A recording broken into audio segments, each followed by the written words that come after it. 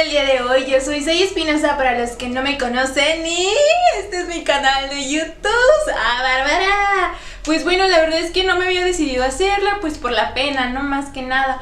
Pero bueno, amigues, les voy a contar de qué va a ir la temática.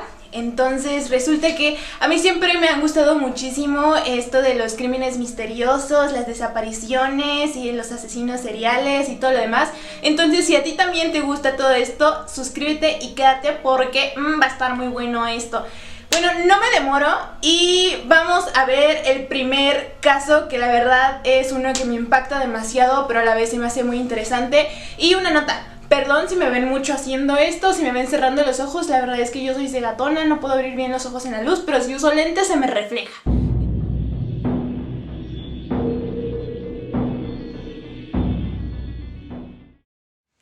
Gary Leon Ridgway nació en Salt Lake City, capital del estado de Utah, el 18 de febrero de 1949. Él es hijo de Rita Steinman y Thomas Newton. Fue el segundo hijo de un total de 3. Él fue criado en Washington. Se sabe que su madre era sumamente estricta con él y que mantenía bastante dominio sobre toda la familia, en especial a Gary. Y pues bueno, esa fue una pequeña introducción para que ustedes sepan más o menos quién es el personaje del que vamos a hablar. Y les cuento, pues como bien dice, él nace en Utah y después se muda a Washington, más o menos cuando él tenía como unos 10 años, más o menos, su infancia la hizo ahí. Y les cuento que su papá era camionero de transporte público, a él le gustaba muchísimo esto. Las personas dicen que su papá realmente pues era una persona muy alegre, que le gustaba mucho esto de los negocios, por eso es que llegó a poner varias veces negocios de garage en su casa. Y bueno, por otra parte su mamá pues era muy estricta, pero uno de sus pasatiempos favoritos era la jardinería, le encantaba todo este tipo de cosas de los jardines, de arreglar las flores y todo lo demás. Y bueno, revisando un poquito, aquí las cosas se ponen extrañas porque resulta ser que Gary se sentía sexualmente atraído hacia su madre. Ya sé, es pues un poco creepy. Y bueno, eso no es todo, realmente fantaseaba muchísimo con ella. Pero saben, era como que una relación de amor-odio porque ella siempre había sido muy estricta con él. De hecho lo regañaba muy seguido porque él dejó de mojar la cama hasta los 16 años. Y era como un poco emociones encontradas, yo los diría, porque la persona que era objeto de su deseo lo bañaba. Es decir, una vez que Gary mojaba la cama, su mamá siempre lo sacaba de ahí súper molesta y lo metía a bañar, y pues obviamente dentro de este baño pues tocaba sus partes, lo aseaba, y digamos que esto alimentaba un poco el deseo de Gary. Realmente siempre presentó conductas pues muy extrañas y de mucha violencia desde niño, ya que en su infancia ellos tenían un gatito, era el gato de la familia, y pues él, una vez jugando con él, simplemente lo asfixió. Ante esto su familia pues a lo mejor reaccionó como de que había sido un accidente, pero ellos no sabían que Gary lo había hecho con toda la intención. El primer delito de Gary data de cuando él tenía 16 años, y es que a esta edad él un día estaba jugando con un niñito de entre 3 y 5 años, se lo lleva a una parte un poquito alejada y estando ahí lo que hace es que lo apuñala. Entonces cuando sucede esto, lógicamente el niño llora, se queda un poco desconcertado, y Gary le dice que lo había hecho simplemente para saber qué se sentía matar a alguien. Cabe resaltar también que Gary nunca fue bueno para la escuela, de hecho él repitió curso, y cuando se gradúa de la preparatoria o de la high school, él se enlista enseguida en la marina, ya que pues con ese promedio tan bajo ninguna universidad lo iba a aceptar, aparte que él no tenía una carrera en mente. Por estas fechas es que él le pide matrimonio a su novia de todo el bachillerato, de toda la high school, que era Claudia Craig, y se casa con ella en 1969. Este mismo año pasa algo clave para pues detonar todo esto que él llevaba adentro, que es él se enlista a la marina, como ya les dije, y sale a su primera misión, que era en Filipinas. En toda esta misión en Filipinas, en todo este viaje, él realmente tuvo muchísimos encuentros sexuales con muchas prostitutas. Y aquí pasa algo muy importante porque él es diagnosticado con gonorrea.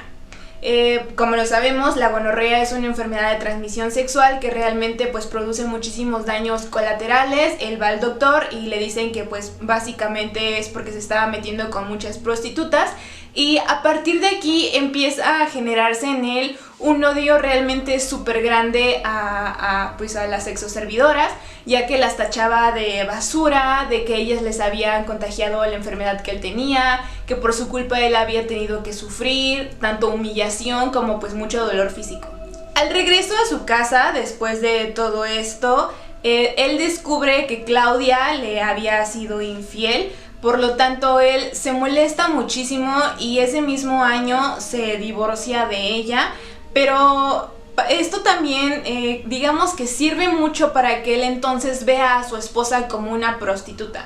Y si recordamos lo que les dije antes, simplemente sirve para afianzar más el odio que tenía hacia estas. Después de su divorcio con Claudia Craig, él obviamente cambia de trabajo y entra a trabajar en SeaTac, a la planta de Kenworth, y ahí él empieza a pintar furgonetas, y al poco tiempo de todo esto él conoce a su segunda esposa, así súper rapidísimo.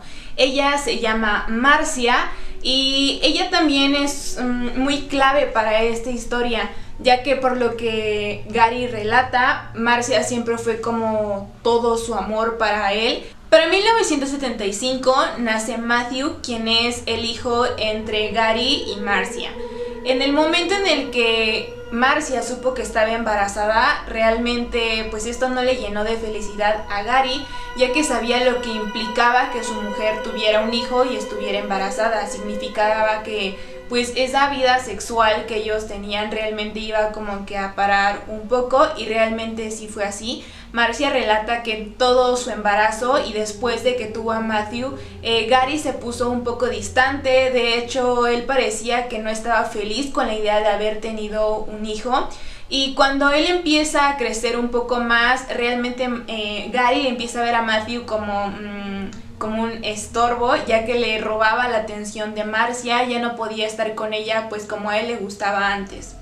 Cuando empiezan a tener o a retomar las relaciones sexuales, Marcia se da cuenta que Gary empieza a ser muy violento. Si bien de por sí pues a lo mejor tenían como que ciertas prácticas, Gary empieza a actuar como con más saña.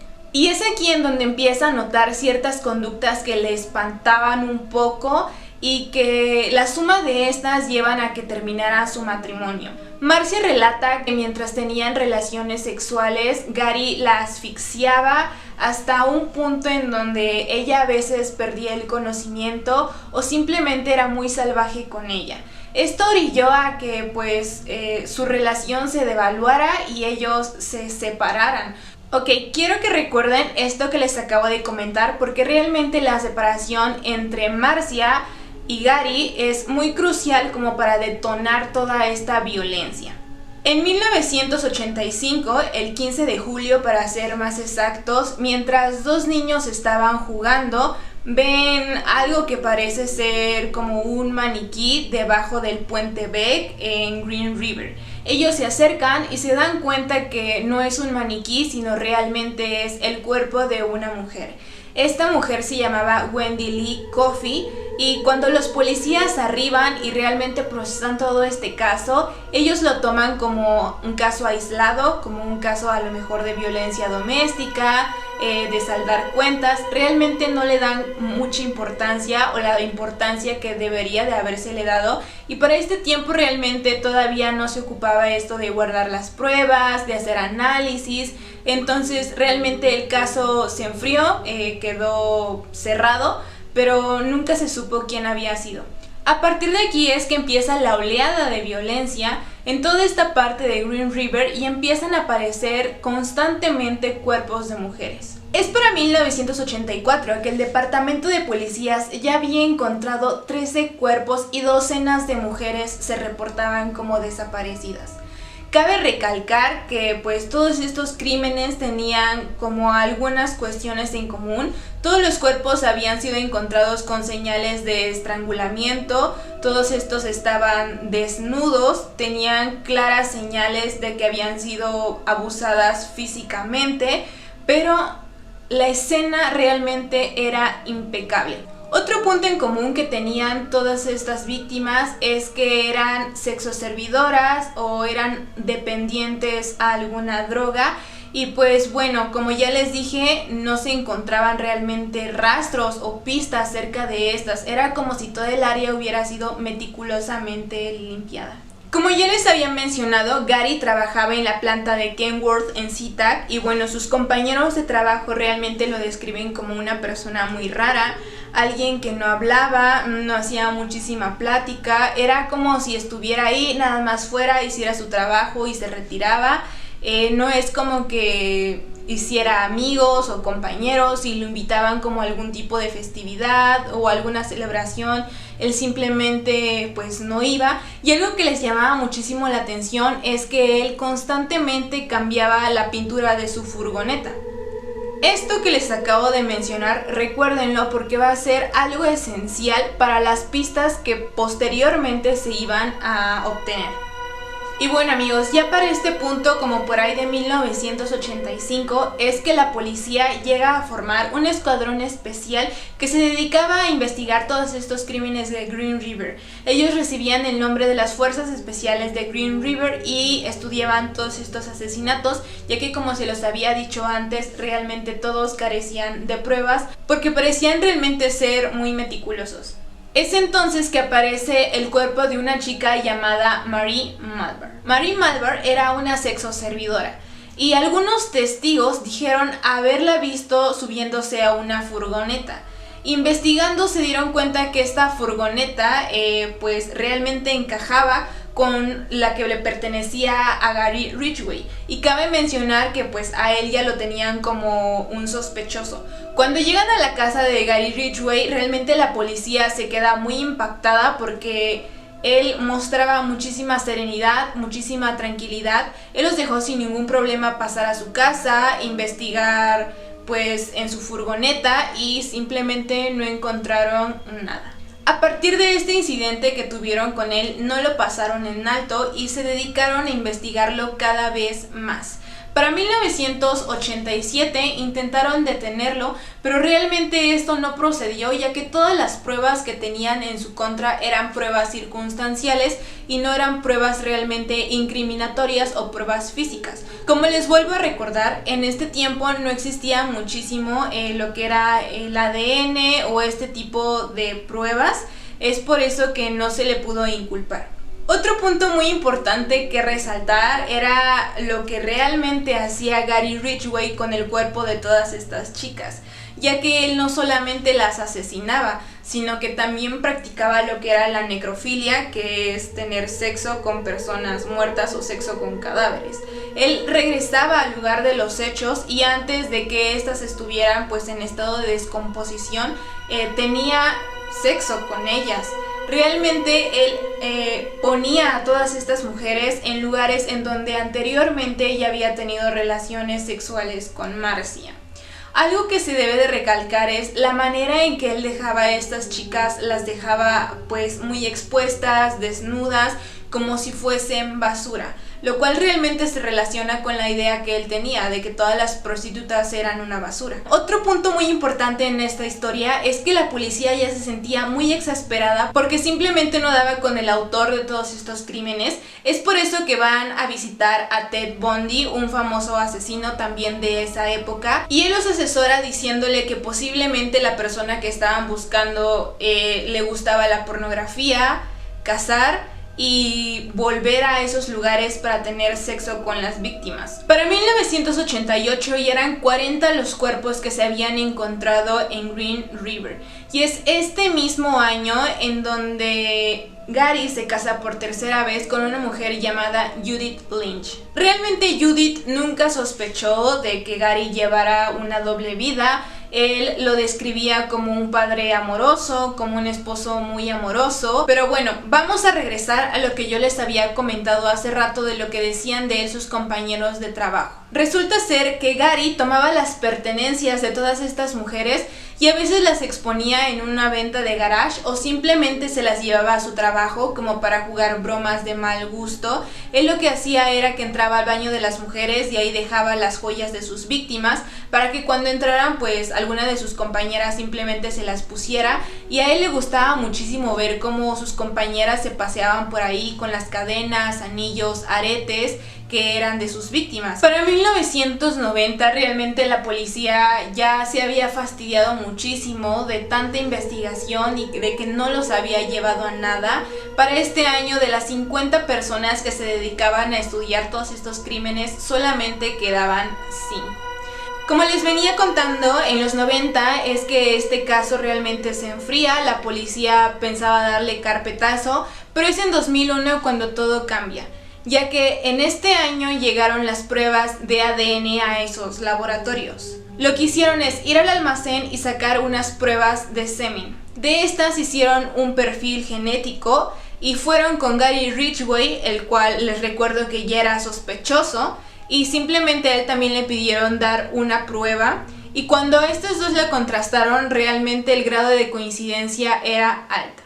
Y es después de esta prueba que realmente la policía vuelve a entrar al caso, y lo que empiezan a hacer es buscar más pruebas para tener suficientes e incriminar ya ahora sí con las pruebas a Gary Ridgway.